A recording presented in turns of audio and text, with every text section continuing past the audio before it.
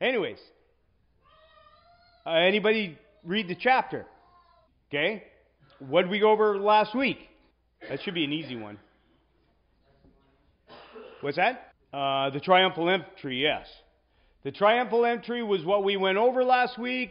We talked about the fact that John focuses in on the impact of the resurrection of Lazarus on the triumphal entry, and the fact that was a catalyst for the triumphal entry and for the decision of the authorities in Jerusalem to step up their game and make a formal charge against Christ.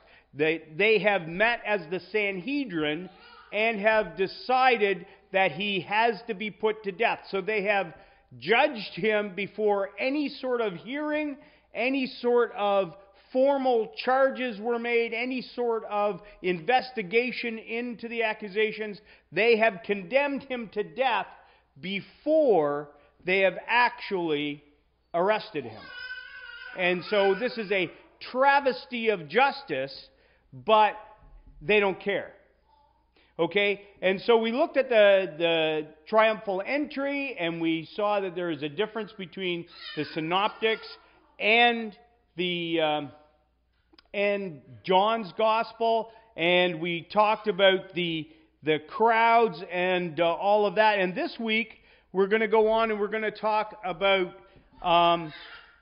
the aftermath sort of that triumphal entry with regards to the Greeks that are going to come to meet Jesus. Okay, so this is John chapter 12, verses 20 to 29 is what we're going to focus on this morning. Okay, so it says, "Now there were some Greeks among those who were going up to worship at the feast. These then came to Philip, who was from Bethsaida of Galilee, and began asking him, saying, 'Sir, we wish to see Jesus.' Philip came and told Andrew. Andrew and Philip came and told Jesus. And Jesus answered them, saying, 'The hour is come for the Son of Man to be glorified. Truly, truly, I say to you, unless a grain of wheat falls into the earth and dies, it remains alone. But if it dies, it bears much fruit. He who loves his life loses it, and he who hates his life in this world will keep it to life eternal. If anyone serves me, he must follow me, and where I am, there my servant will be also. If anyone serves me, the Father will honor him. Now my soul has become troubled. And what shall I say? Father, save me from this hour? But for this purpose I came to this hour. Father, glorify your name.' Then a voice came out of heaven, 'I have both glorified it and will glorify it again.' So the crowd of people who stood by and heard it were saying that it thundered. Others were saying, 'An angel has spoken to him.'" Okay, so just looking back just to the verses 17 to 19, it said, "So people who were with him when he called Lazarus out of the tomb and raised him from the dead continued to testify about him. For this reason also the people went to meet him, because they had heard that he performed this sign. So the Pharisees said to one another, 'You see that you are not doing any good. The world has gone after him.'" Now, Jesus obviously is at the pinnacle of his popularity here, and he's become the fan favorite of the people. And he has performed all these signs, and so there is this entourage of people with Jesus proclaiming all the signs that he has done. And specifically, John points out that the people who were there who saw Lazarus raised from the dead are proclaiming that specific sign to the people. And this is why people have gone out to meet him from Jerusalem, is because of this. This is Jesus coming to Jerusalem as part of the divine timing. And you remember that constantly it is said before this point, it was not his time. The time had not yet come. And so he escaped out of their midst, or he hid himself, right? So the time had not yet come, but this is the time. This is the proclamation. This is the announcement as he comes. He comes publicly and with much fanfare, and he has orchestrated this event. This is both divinely orchestrated in terms of that Lazarus was raised from the dead just prior to this, and it's divinely orchestrated in that Jesus himself has sent out people to whip this up, right? To whip the crowds up and to make the fanfare. And so this triumphal entry is no accident. It's not a mob-initiated thing. This is him making his entrance into Jerusalem. And there are, we remember, millions of people there from all over the diaspora. So there are people from far, far away from Israel that have come into this place, and it is just, in usual years in Jerusalem, it's chaos and mayhem. This just whips everything up to the next level. It is just insane there, and these people are crying out, and this puts a lot of tension in the air with the Jewish authorities, right? And so we see that the people have come out to meet him because of this sign, and the Pharisees call for more direct action, right? The time of the wait and see is over. We need to do something now about this. They had made the decision not to arrest him during the feast, you remember. That they feared the people. But now they're at a conundrum because they fear the people, but they also realize that if they leave things alone, that there is going to be an uprising. These are the same people that were going to take Jesus by force and make him king. So these people have an agenda, and that agenda is to put Jesus on the throne, and of course, making Jesus a king makes him an enemy, and by extension, makes the nation of Israel an enemy against Rome. And so they perfectly realize that if Jesus is not put to death by them, then Rome will come and they will take away their temple and destroy their way of life. Which, of course, in AD 70 is exactly what happens. Okay, so now there's some Greeks who are those among those who are coming to worship. They are God-fearing Greeks, obviously, and it is almost as if John is emphasizing the words of the Pharisees that the whole world, not simply the Jews, but the whole world has gone after him. That they are Greeks, not Jews. They have come to the temple to worship at the Passover. And there is this idea that John's putting forward that Jesus, his influence is going beyond just the Jewish nation. Now, these Greeks who have come up, they want to see Jesus. They go to Philip. Why do you suppose they went to Philip? It says that he's from Galilee, right? So why did they go to Philip particularly to ask him if they can see Jesus? Any ideas? I would say that that's probably it. There's all sorts of reasons given, but I think that's probably the obvious one, that they not only do they see Jesus in the very close proximity, or see Philip in the close proximity to Jesus, but they also notice that they speak Greek.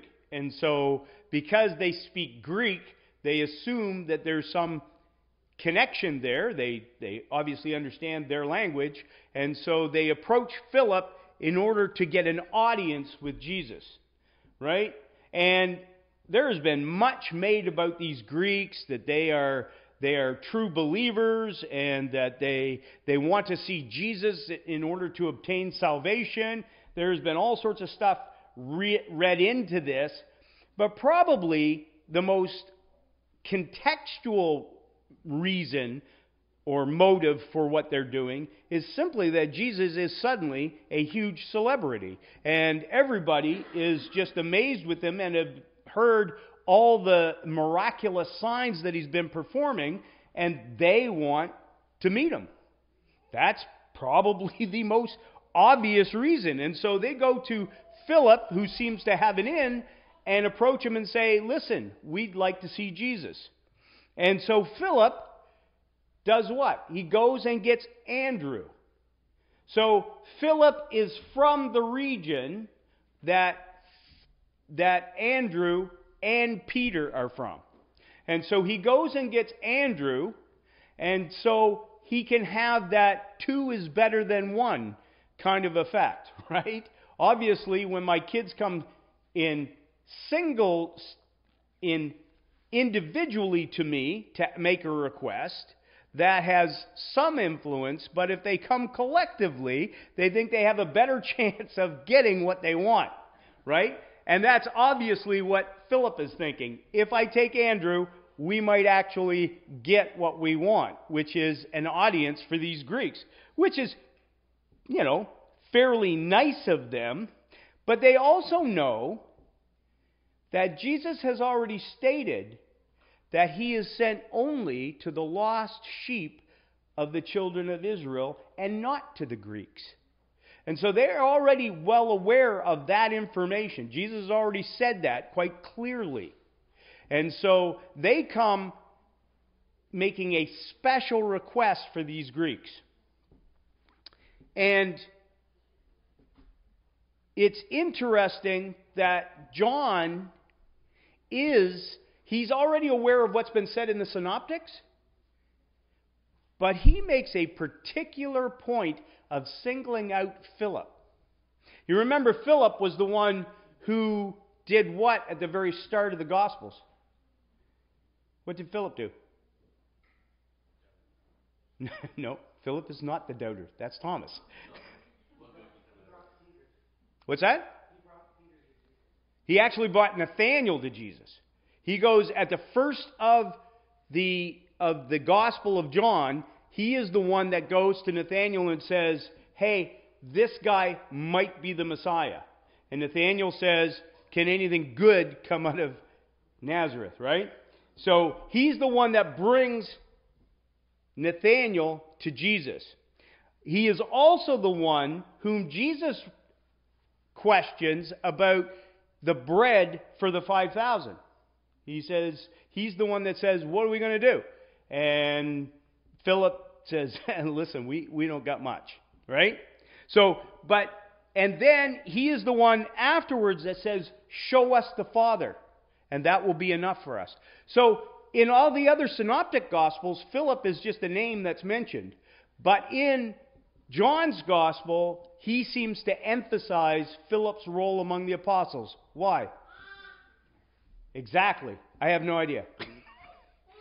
No idea. I have no idea why, what relationship John had to Philip that made him put him forth. He obviously thought that was important, but there's nothing given that states why John has decided to emphasize Philip's role among the apostles.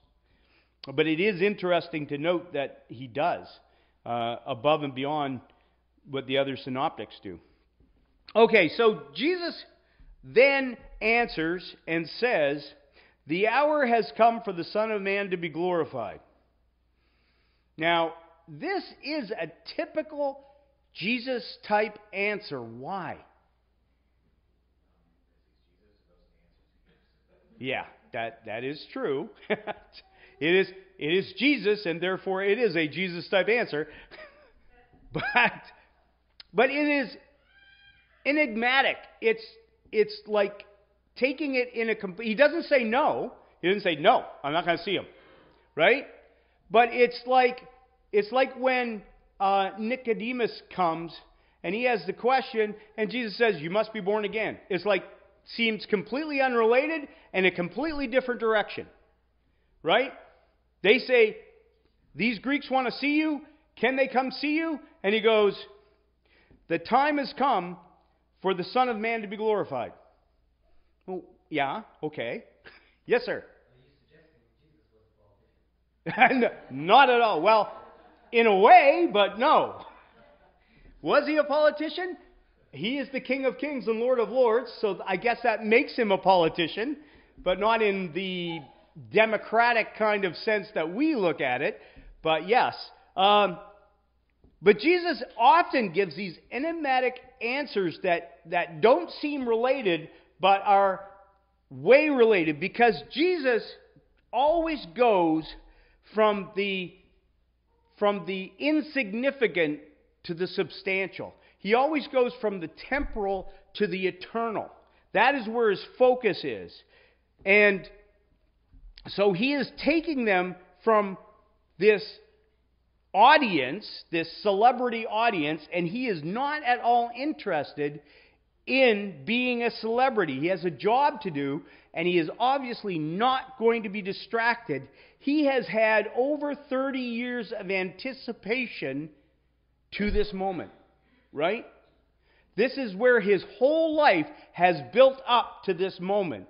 And he is not about giving fan interviews. He is going to the cross. And this is intense for him. Right? And so the dreadful day is right there, and he is focused on, he has been focused on Jerusalem. He has set his face towards Jerusalem, and now he's there. And now he has less than a week before the crucifixion. And he is not at all interested in this big celebrity fanfare. He is interested in doing the job that is set before him to do. Truly, truly, I say to you, unless a grain of wheat falls into the earth and dies, it remains alone.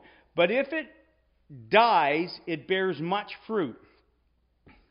Obviously, bears much fruit is a reference to drawing all men, and he'll say that later on. He'll say, if the Son of Man be lifted up, he will draw all men unto himself, right? And we've already seen him say that when he's in his interview with Nicodemus. But he says,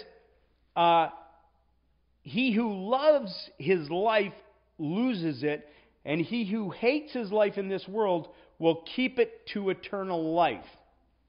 This is obviously not a new teaching for Jesus. This is a teaching that he has been making over and over and over again. Matthew obviously says, the Gospel of Matthew says, he that findeth his life shall lose it, and he that loses his life for my sake shall find it. Then in 16 he says, whoever would save his life shall lose it, and whoever would lose his life for my sake shall find it. Matthew 19:29, everyone who hath forsaken house and brethren and father and mother and wife and children and lands for my sake shall receive 100-fold and shall inherit eternal life. Mark 8:35, same deal. Luke 9:23, if a man comes after me, let him deny himself, take up his cross, and follow me. This teaching is pervasive in Christ's ministry, but in this particular case, it is not just applied outwardly, but it's also applied to himself, right? Because this is the crux, the cross of his life. And it is about forsaking his own life in favor of the Father's will. And one thing that you might notice about this is the scene seems to be similar to those who came and asked to follow Jesus, right? And he tells them that if you put your hand to the plow and look back, you are not worthy of the kingdom of heaven. He says, let the dead bury their dead. He has said, the Son of Man has no place to lay his head. You must give up everything to follow me. And Jesus gives up everything for the sake of the Father, right? that the Father has charged him to go to the cross, and he is sacrificing his own life. Now, it says, now my soul has become troubled, and what shall I say? Father, save me from this hour, but for this very purpose I came to this hour. Now, just stepping back before that to 26, if anyone serves me, he must follow me, and where I am, my servant will be also. And if anyone serves me, the Father will honor him. This is really, 26 is really the answer to the question, right? Can we see Jesus? If anyone serves me, he must follow me, and where I am, my servant will be also. So you want an audience with me? Then you have to hate your own life. You want an audience with me? You have to die. That is the cost of an audience with me. Anyone who wants to see Jesus, anyone who wants to be in his presence, must surrender their entire life. That's the cost of an audience with Jesus, is everything. There's nothing you can hold back. You have to give everything up for Christ if you want to see him, if you want an audience with him, if you want to be with him. And those who follow him to the cross. That's where the path of following Christ leads. And so he says, if anyone serves me, he must follow me, and where I am, there my servant will be also. So it says, now my soul has become troubled, and what shall I say? Father, save me from this hour, but for this purpose I came to this hour. Now, he says, what shall I say? Father, save me from this hour. What is he going to be praying in just a very short time? Don't whisper, just speak it right out there. Don't be shy. Now he doesn't say anything. Right. He says directly, "Oh my Father, if this cup may pass away from me, except I drink it, thy will be done." How do we marry those two sayings? He's saying here, and what shall I say? Father, save me from this hour? And he's saying, Father, save me from this hour. How do we marry those two things?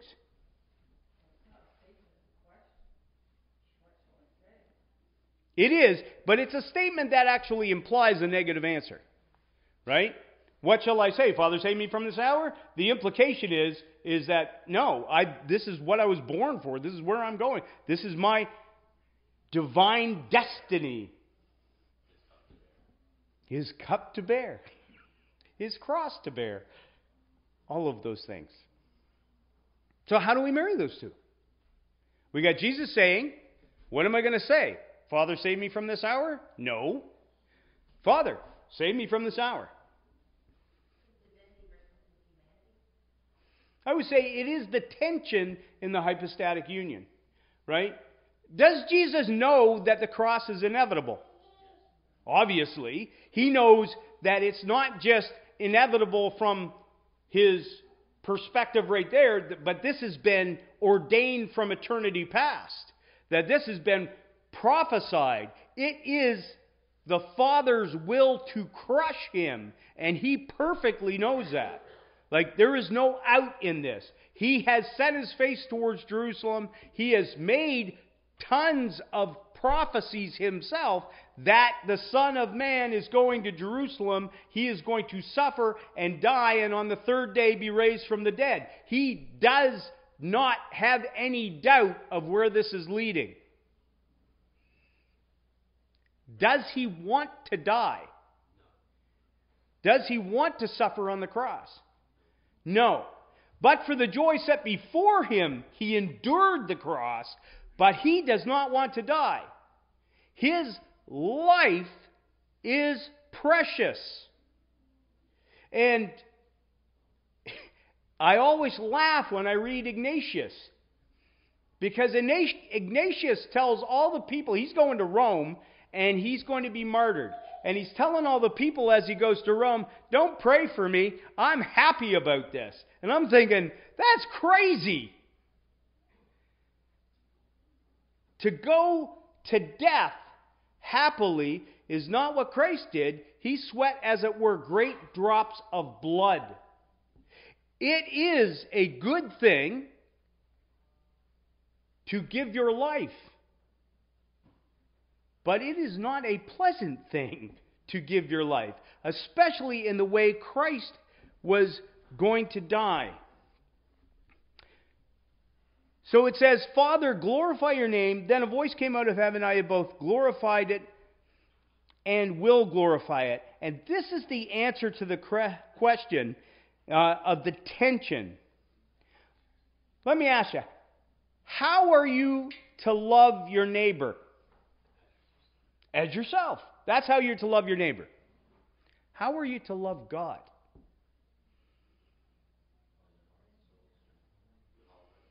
Everything. Right? This is the biggest temptation of life, is right here. The biggest temptation of life is to love God more than anything else. To love God to the point where it looks like you hate everyone and everything, including yourself, more, right, completely by comparison. That it is not simply death. People can embrace death, but hating your life.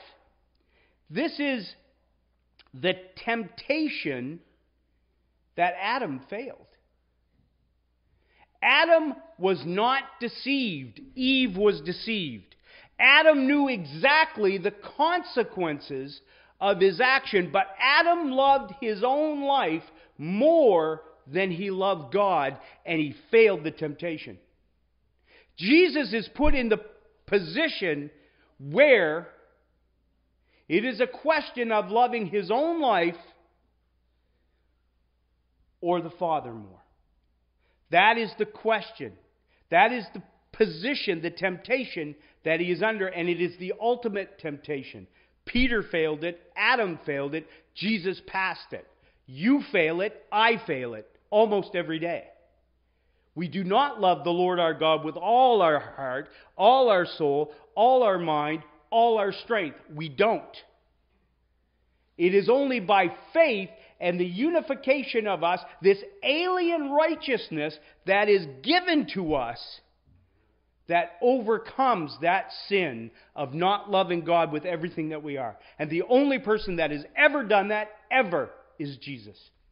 He's the only one who loved God more than he loved himself. And it is a difficult temptation because what is put in us as creatures? To live. It is the survival instinct. We have to overcome a survival instinct. Now you say, when I was doing this, I thought about Maid, obviously. Right? These are people who embrace death. Do they love themselves if they embrace death? Do they love their life if they embrace death? What? Maid. Maid is medical assistance in dying. Okay? So assisted suicide. People embrace death, but do they love their life if they embrace death? It's a love of self, right? Because it's, I don't want to suffer. And some of them, it's not even about the suffering. Some of them, it's about the indignity of dying. They don't want to lose their mind in dementia.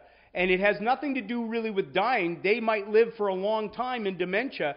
They don't want to go through that, so they choose death rather than dishonor. Death rather than dishonor. Right?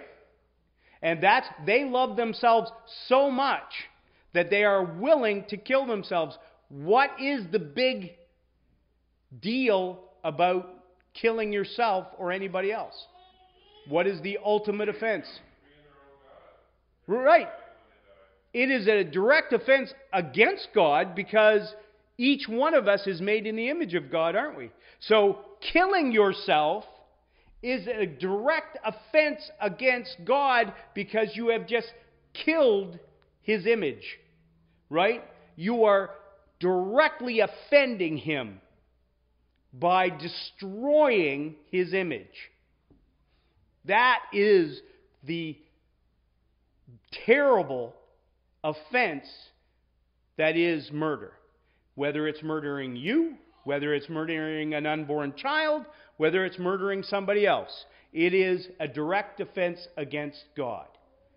And here we see that the ultimate temptation is put to Christ in that it is, who do you love more? And you see at Gethsemane, he prays that prayer.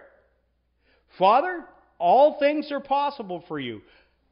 If it is possible, and he knows that it's not, if it is possible, then save me from this hour. But not my will, not my survival instinct, not my desire to live. That is less important, not my honor. Because you remember, he's going to be crucified on a cross, which is the ultimate indignity. He is going to be hung naked on a cross in front of the world, bearing their sin, shamed and mocked. So not only is he going to give up his life for ungrateful no-goods, but he is going to be mocked by them, and he doesn't have to. He has the power not to go through that. They cannot take his life. He lays it down willingly. And yet he goes through all of that in dignity for his Father. Does he love us? Is he loving his neighbor as himself at the cross? Absolutely. Absolutely, he is loving his neighbor. He lays down his life for his friends. He is giving his life for many. Right? That is also what he's doing. But in doing that, he is loving the Father. And that is also the thing about what we do. When we give a cup of cold water, we don't just give the cup of cold water to get glory for ourselves. We give the cup of cold water in His name. Whatever you do in His name for His glory. Because whatever Christ did, He did in the Father's name for the Father's glory. And so that is the thing, is that He loved His life less and hated it by comparison to His love for the Father. And that is what you are to do, is to examine yourself and see if what you are doing in your life is motivated by your love for Christ. Do you go to work to earn a paycheck? In a sense, yes. But the underlying motive in you going to work is to glorify God. Do you take care of your kids because you want them to be nice Canadian citizens? People cringe. You raise your kids to glorify God. Right? You give to charity to glorify God. You do any public service to glorify God. That is to be our motive in everything that we do, is to glorify God, because we seek to imitate Christ. We seek to be little Christ. We seek to do like Him. We seek to give up our entire life and surrender our entire life for Christ to His glory. Okay, we're done.